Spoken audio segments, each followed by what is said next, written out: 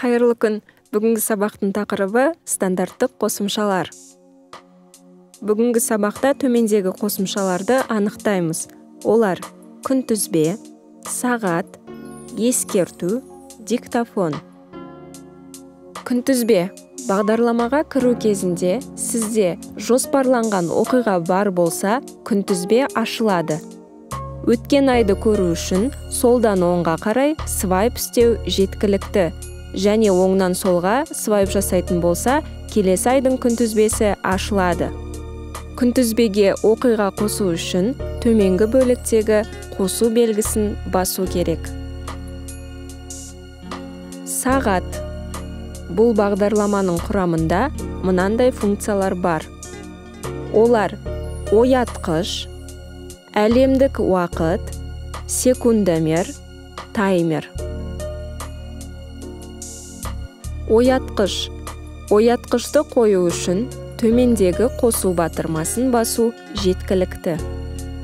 Биринчи кадам: санаушка өзүмүзгө керектүү убакытты коябыз.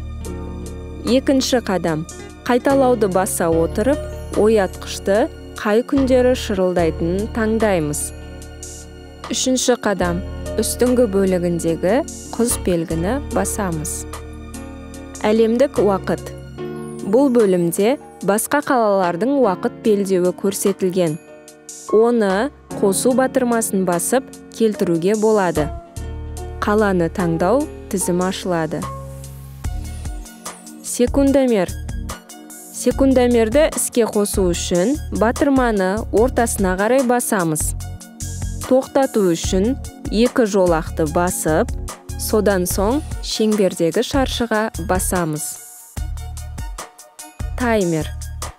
Таймерге убакытты коюу үчүн төмөндөн жогору убакытты коя отуруп айналдырамыз.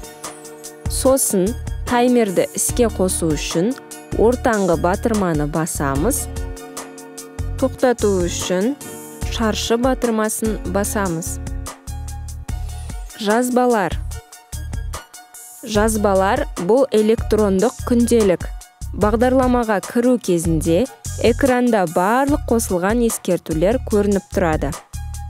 Жаңа эскертүүлөрдү косуу үчүн косуу батырмасын басамыз.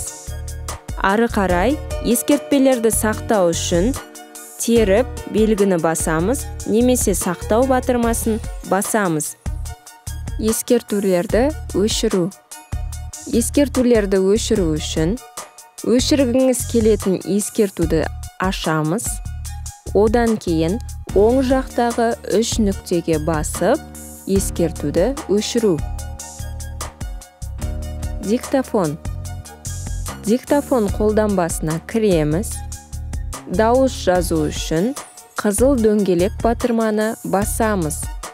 Токтотуу үчүн токтотуу батырмасын басамыз. Одан кийин дауысты жалгастырууга немесе сактоого болот. Жалгастыруу үчүн кызыл дөңгелек батырманы басамыз. Сактоо немесе өчүрүү үчүн аяктоо батырмасын басып, жазылган дауыстын атын жазамыз. Өчүргүңүз келсе, өчүрүү батырмасын басамыз. Жазылган жазбаны тыңдоо үчүн 3 сызык батырмасын басамыз. Сиздин жазган жазбалардын тизими ашылады. Тизимден бир нече жазбаны өчүрүү үчүн узак басып туруп, тизимден өчүрөтүн жазбаны таңдап, өчүрүү батырмасын басыңыз.